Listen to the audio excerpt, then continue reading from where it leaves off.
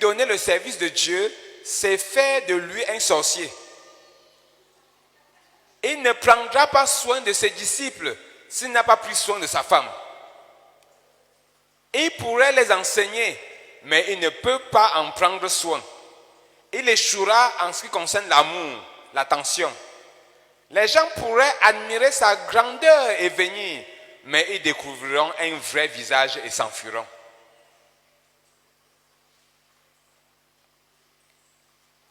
Le secret pour le succès du mariage, c'est un amour chaud pour Jésus.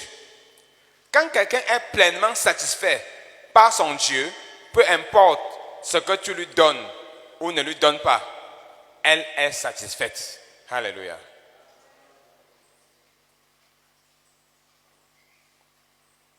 Ne pas se soucier de sa femme n'a rien à voir avec le temps passé avec Dieu. Ce n'est pas parce qu'il passe du temps avec Dieu, que mon mari ne m'aime pas.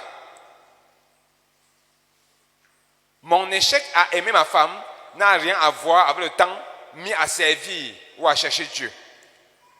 Mon échec à prendre soin de mon mari n'est pas imputable au temps mis à servir ou à chercher Dieu.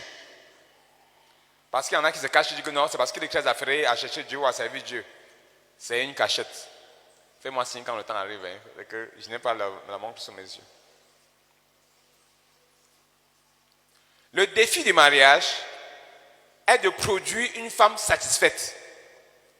Si un homme ne prend pas soin de sa femme, la vision n'est pas en cause. Il est dur.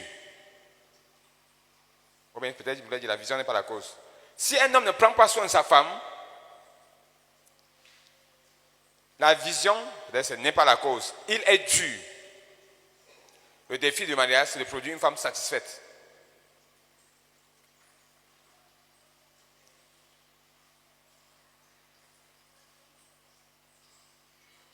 Une femme qui honore son mari aura quelqu'un auprès chez qui elle peut se plaindre à propos de son mari. C'est la personne qu'ils auront choisie d'un commun accord.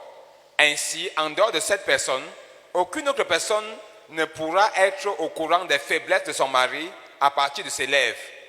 Quand elle a la triple folie de rassembler 1, 2, 3, autres femmes pour exposer les plaintes liées aux défauts de son mari, elle est une sorcière, laissant sa colère exploser n'importe comment.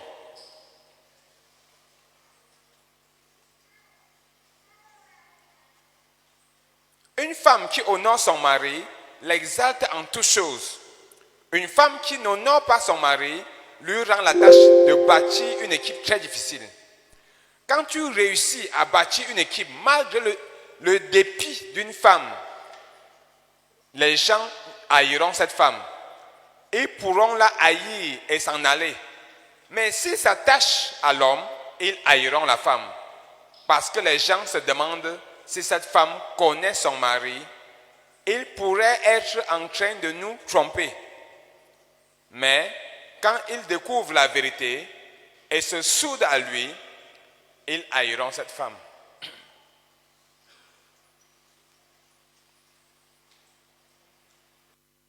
Un homme qui n'aime pas sa femme a démissionné du ministère pastoral. Et une femme qui n'est pas soumise a licencié son mari du pastorat.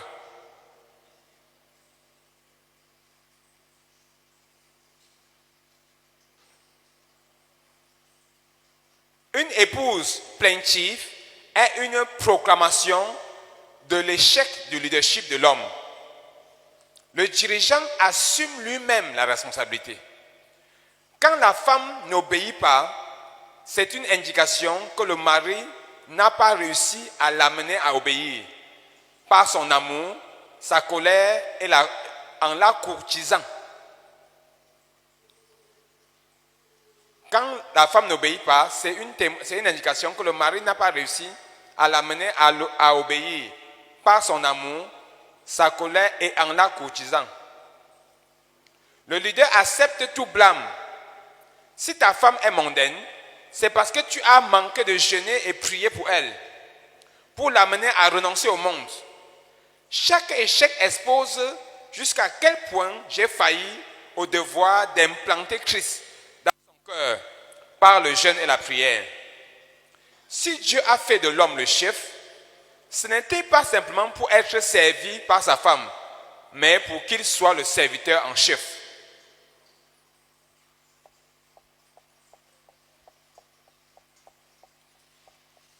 Je vais lire rapidement le début parce que c'est... Bon, il y a un chapitre concernant l'habillement, mais malheureusement, on ne peut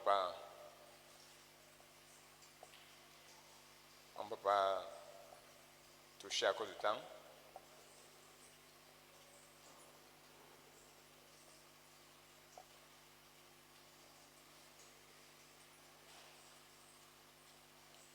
C'est mauvais de débuter une relation sans avoir radicalement fini avec le passé.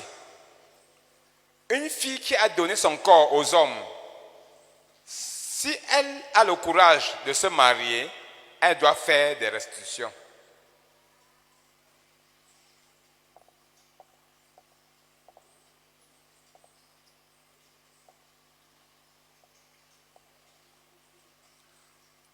Personne ne doit épouser une femme s'il ne l'attire pas physiquement.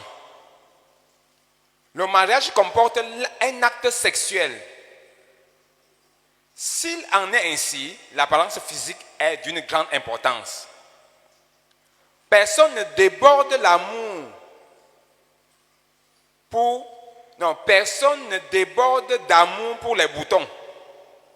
S'il y a des boutons sur ton visage, enlève-les. La grosseur refroidit l'homme.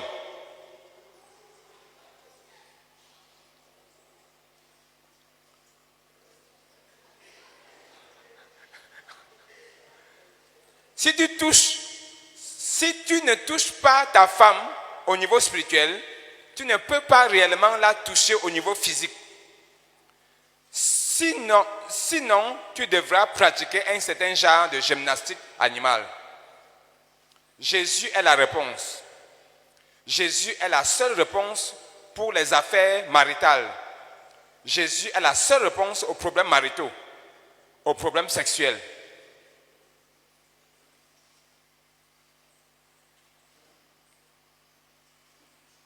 Si ton mari ne t'aime pas et ne veut pas de toi, tu en es responsable. Chacun est responsable de l'attitude de son partenaire envers lui. Si tu as revêtu un caractère qui le refroidit, tu en es responsable.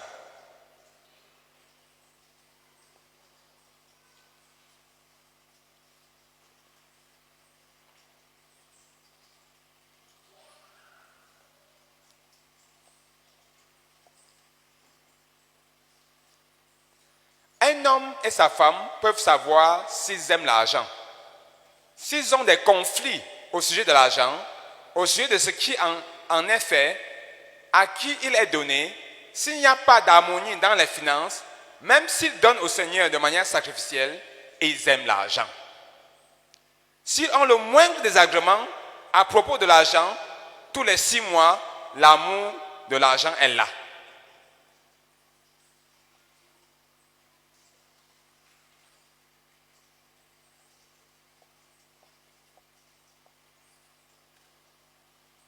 Une femme devrait s'habiller dans le but de plaire à son mari. Si ton époux rencontre des filles, des femmes bien habillées, et qu'il voit son épouse mal habillée, point de suspension. Vous connaissez la suite. Si ta femme est mal habillée, fais quelque chose à ce sujet.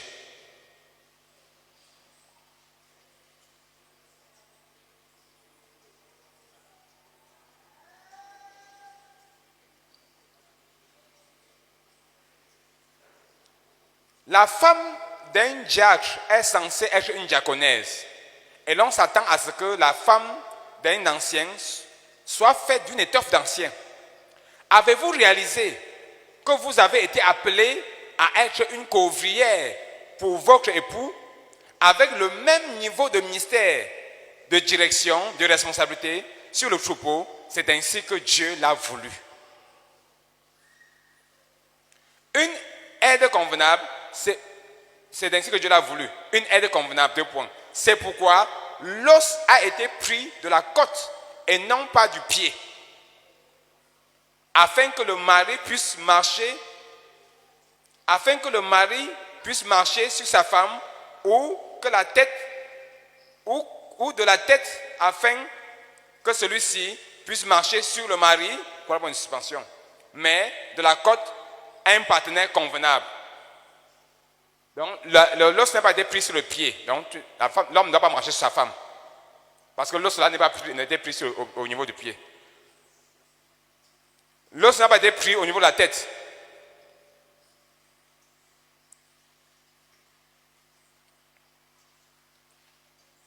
Afin que la femme ne marche pas sur le mari, parce qu'elle vient de la tête.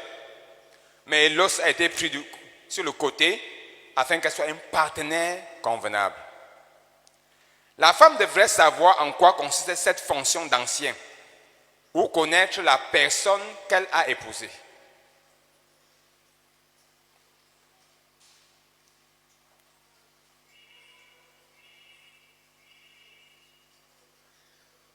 C'est bon. Ok, 2 minutes. Si ton mari met des habits qui le dévalorisent, brûle-les. Pour ton bien, tu es son aide.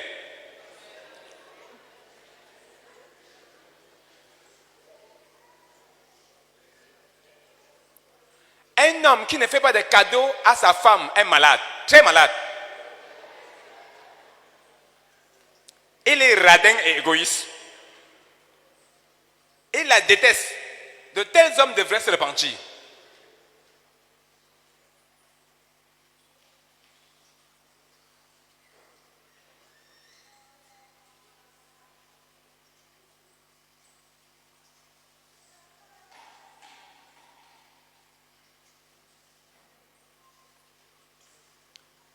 Quelles sont les marques sur ta femme? Quelles sont les marques de tes mesures de correction, de tes jeûnes, de ton travail? Qu'est devenue ta femme du fait de ton travail?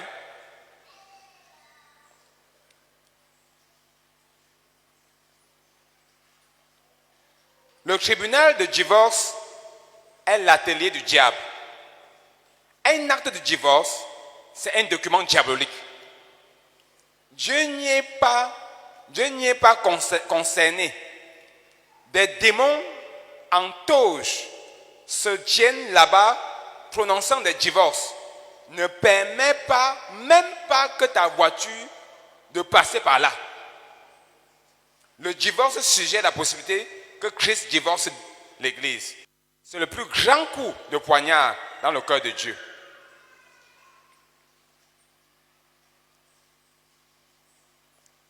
Dans la finesse de la pensée de Dieu, la femme appartient à celui qui l'a amenée au lit le premier. La femme devrait apporter sa virginité à son mari comme l'unique chose qu'elle lui donne.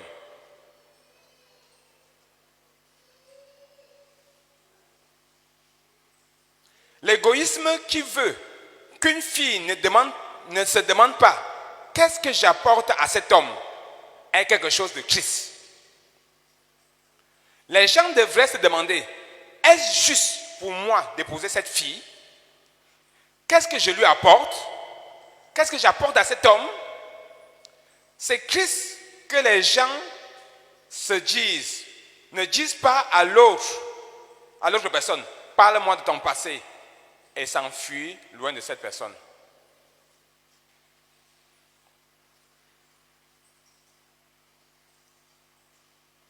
La femme qui dort quand son mari est parti prêcher est une traîtresse. Sinon, quand le mari s'en va prêcher pendant 5 jours, elle aussi, elle aura 5 nuits de prière. Ainsi, les deux seront en train de se battre farouchement au front de bataille. Un homme a la responsabilité de payer la facture. Il s'agit du mari.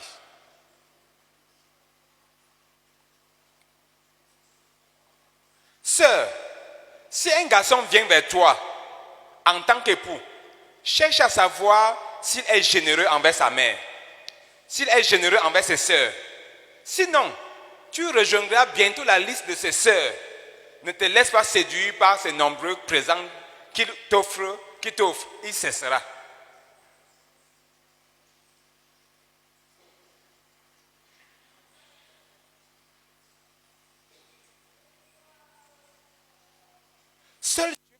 Seul Dieu peut faire réussir un mariage. Dieu est le seul espoir pour n'importe quel mariage. La première fonction de la femme d'un ancien, c'est de se soumettre à lui. Une épouse rebelle ne peut pas être bénie. Elle est une abomination. Elle a renversé l'ordre établi par Dieu. L'apôtre Paul écrivit que l'Église doit avoir une même pensée, un même sentiment. Et à la maison, la femme ne respecte pas ce que dit le mari. Le diable ne peut pas supporter de bons mariages.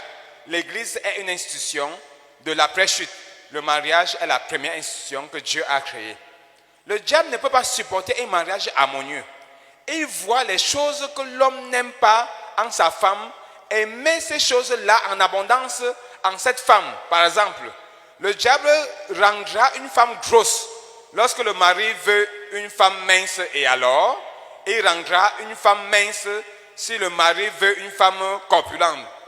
Oui, non. Ou si le mari aime sa femme, il apportera une maladie et probablement une deuxième et une troisième. Ou si tout ceci ne réussit pas, il fera intervenir la belle-mère de la femme ou du mari pour constituer un autre obstacle majeur entre l'homme et sa femme. Le mari et la femme doivent se tenir ensemble pour juger le diable et l'expulser de leur vie.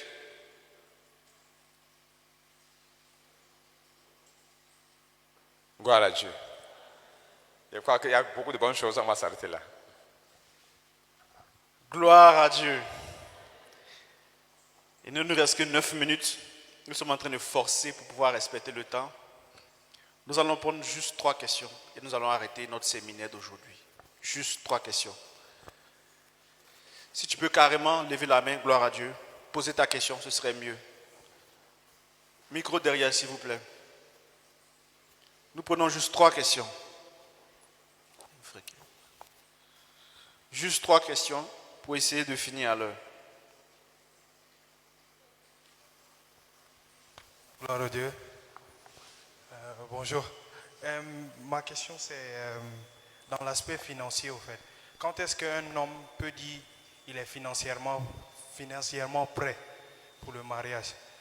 C'est vrai, tu dois être prêt dans tous les autres aspects qui sont très importants, mais l'aspect financier au fait, quand est-ce qu'un homme peut dire qu'il est financièrement prêt? Par exemple, est-ce que tu as épargné 10 millions, tu as épargné 20 millions, tu as épargné 30 millions, etc. au fait, pour savoir quand est-ce que tu es prêt au fait, pour dire que oui, je peux me marier au fait.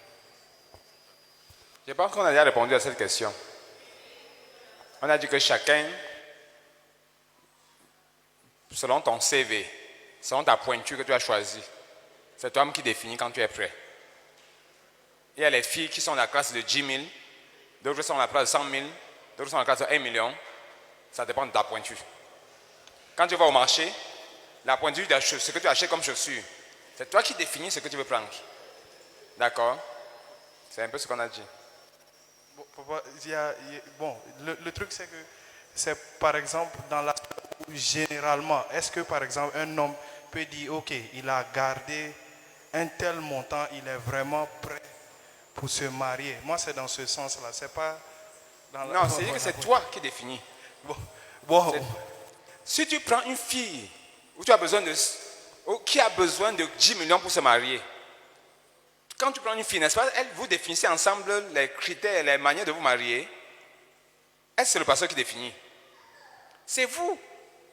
C'est vous qui savez ce dont vous avez besoin pour vous marier. Et pour après avoir des réserves pour gérer l'après-mariage. Donc c'est toi qui définis. Amen. Les 2 questions. Si une femme reçoit un appel de Dieu, qu'au début le mari était d'accord, par la suite le mari ne veut plus de cet appel, que doit faire la femme? Si une femme reçoit un appel de Dieu, qu'au début le mari était d'accord, par la suite le mari ne veut plus de cet appel, que doit faire la femme? L'appel là, c'est pour les deux ou bien c'est pour la femme seule? C'est pour la femme. Mais le mari était d'accord avec cet appel. Et par la suite, le mari ne veut plus de cet appel. Que C'est doit le, la femme? c'est le mari qui est infidèle, ce n'est pas la femme qui est infidèle. La Bible dit, si la femme prend un engagement, et quand le mari est au courant de l'engagement, et le mari accepte l'engagement, c'est réglé devant Dieu. Il aurait dû dire non, et Dieu serait sorti de cela. Il s'est déjà lié. Il n'a qu'à aller voir Dieu. Il va régler ça avec Dieu. Alléluia. C'est lui qui a dit oui. Donc il dit non. Si tu dis accepte Jésus, tu veux suivre Jésus, et après tu dis que tu ne veux plus suivre Jésus, on fait quoi de toi? Ça te regarde avec Dieu. Il avait dit oui pour que cette femme-là entre dans sa vie. Ou bien il a dit oui à un moment donné. Il a scellé devant Dieu. Et c'est scellé. Dieu veut que les gens acceptent, honorent leur vœu. Donc maintenant, s'il veut déshonorer Dieu, il ne va pas amener cette femme à déshonorer Dieu. Il ne fallait pas qu'il accepte. Gloire à Dieu. Je ne sais pas si quelqu'un d'autre, un dirigeant veut intervenir. Sinon, dernière question. Si le pourcentage de dons à Dieu de la femme n'est pas proportionnel à celui du mari, sachant que la sœur est appelée à cela, un conflit peut bien naître de là. Comment le gérer, surtout avec un stade de crise financière? C'est pas bien compris. Bon, mais je reprends. Si le pourcentage de dons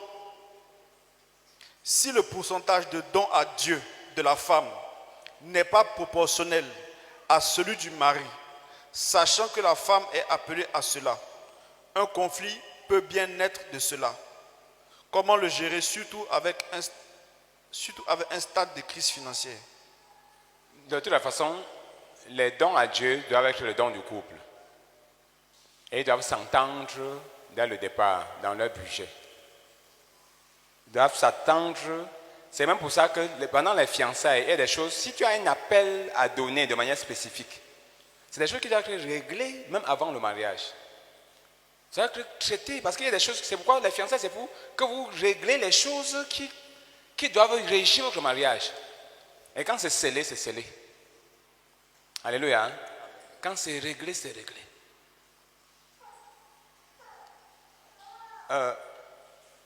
Oui, frère, c'est parce que nous ne comprenons pas. Vous vous arrangez. Quand nous étions avec maman, elle disait, par exemple, quand nous on commence, son mari était à son service, elle était très engagée au frère Zach, et elle passait beaucoup de temps avec le frère Zach. Elle passait beaucoup de temps, puisque c'est elle qui traduit les livres, elle doit rencontrer le frère Zach chaque jour. Chaque jour, si le frère Zach est à Yaoundé, il doit la rencontrer.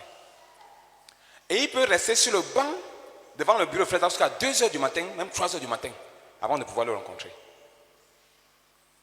Elle peut faire là des heures. Et ils doivent se rencontrer. Parce qu'ils doivent travailler sur les livres, ainsi de suite, ainsi de suite. Et par principe de loyauté, elle avait réglé que chaque jour, le frère ne peut pas être à Yaoundé, je dors sans le rencontrer. Mais c'est des choses qui étaient arrêtées. Elle nous a dit que c'était arrêté bien à l'avance. Même quand son mari a demandé sa main, il lui a dit, tu connais mon engagement au frère Zach. Si tu es prêt à suivre, à te soumettre à mon engagement au frère Zach, ok, on peut aller. Mais si tu n'es pas prêt, pardon, ne viens pas m'embrouiller. Et il a dit, je suis prêt à me soumettre à ton engagement, frère Zach. Je ne me tiendrai jamais sur le chemin de mon engagement, frère Zach. Ça veut dire que le jour où il touche à ça, c'est fini. Il a touché quelque chose de sacré. Il a accepté, ils ont signé. Ce qui fait que c'est lui-même qui la portait pour aller la déposer là-bas. Et quand elle finit, il appelle, elle vient la chercher. Il a servi fidèlement sa femme tout le long. Elle avait un appel plus fort. Et il a accepté que l'appel dans la vie de sa femme prenne le dessus. Parce que, et la réalité c'est que, à la fin de leur vie, disons que dans la vieillesse, c'est cet appel qui était la chose la plus glorieuse en réalité. De manière générale, c'est l'homme qui doit recevoir l'appel, ainsi de suite, et la femme doit servir. Mais il y a eu des cas, parce que les femmes n'ont pas il y a des femmes qui sont capables, qui ont une forte personnalité et qui ont reçu des choses claires et plus grandioses. Si tu veux épouser une telle femme, tu dois accepter l'humilité de la servir. Tu dois accepter l'humilité de la servir. Tout comme entre Aquilas et Priscilla, Priscilla avait une personnalité spirituelle plus élevée qu'Aquilas. Et c'est elle qui avait un appel plus en avant. Et Aquilas suivait. Et ils servaient ensemble l'apôtre Paul. C'est pourquoi c'est toujours son nom qu'on met en avant. On met le nom de la femme toujours en avant. Donc il y a certains qui ont des appels, certains cas exceptionnels où la femme a un appel. Et même dans le monde, si tu as affaire à Mme Margaret Thatcher, son mari est effacé. Et c'est elle qui est connue. Elle a un leadership. Alléluia. Donc, c'est peut-être pour dire qu'il y a des choses qui doivent être réglées. Si tu as une distinction dans ton appel, si bien que ce n'est pas forcément que tu sais ton mari dans ton appel, ça doit être très clair pendant les fiançailles. Ça doit être réglé entre vous. Vous devez vous accorder avec votre dirigeant, celui qui est votre conseil conjugal, et vous réglez là-dessus. Ta fidélité dans le mariage implique aussi être fidèle à cet engagement. Sinon, tu es devenu un homme infidèle. Et les infidèles iront en enfer. Gloire à Dieu. Gloire à Dieu. Nous sommes au thème de notre séminaire. Nous sommes au thème de notre séminaire et nous bénissons le Seigneur qui était avec nous. Nous allons demander à 3 dirigeants de remercier le Seigneur pour ce séminaire.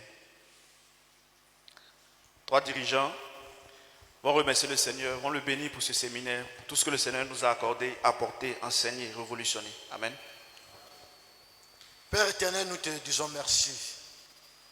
Parce que dans tes desseins éternels, ô Dieu, tu avais planifié nous instruire en ce jour. Seigneur, merci pour la sagesse communiquée. Merci pour ta pensée sur le mariage, sur le choix du conjoint. Seigneur, communiqué. Seigneur, nous te disons merci.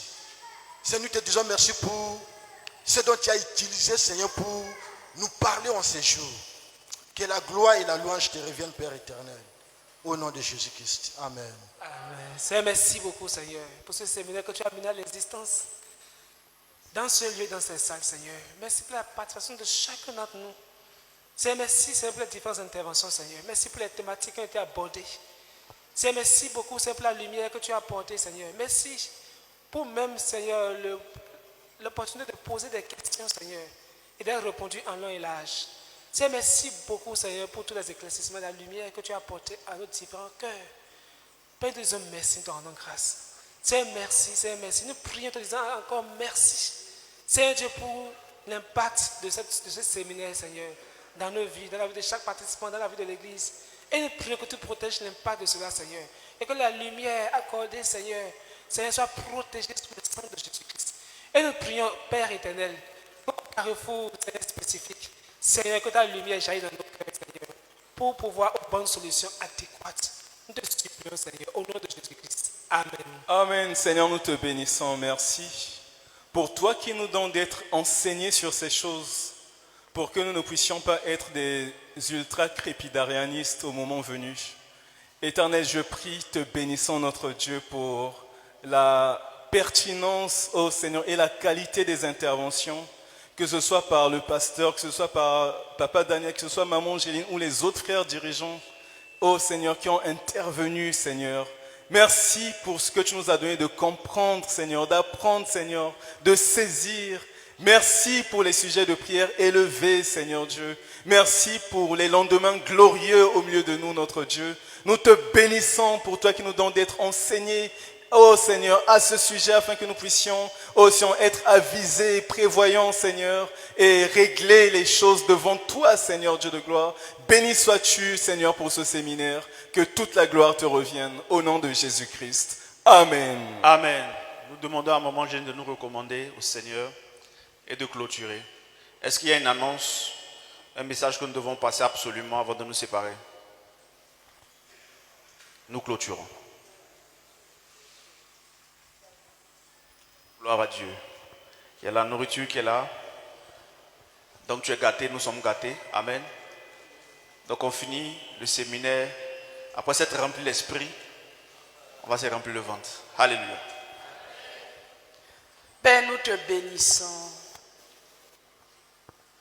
pour la douceur de ta présence, Seigneur. Merci beaucoup pour avoir été avec nous. Merci beaucoup de t'être donné à nous, Seigneur. Merci de nous avoir fidèlement conduits. Père, reçois la gloire. Reçois la louange, Seigneur. Reçois l'adoration. Merci beaucoup de nous avoir nourris. Béni sois-tu. Seigneur, maintenant que nous allons nous séparer, nous prions, Seigneur, que tu demeures avec chacun d'entre nous. Nous plaidons, Seigneur, que tu protèges ce que chacun de nous a reçu dans son cœur par le sang de Jésus. Nous prions que ta parole devienne esprit et vie en chacun d'entre nous, Seigneur. Et que ta parole porte du fruit en abondance dans nos cœurs et dans nos vies.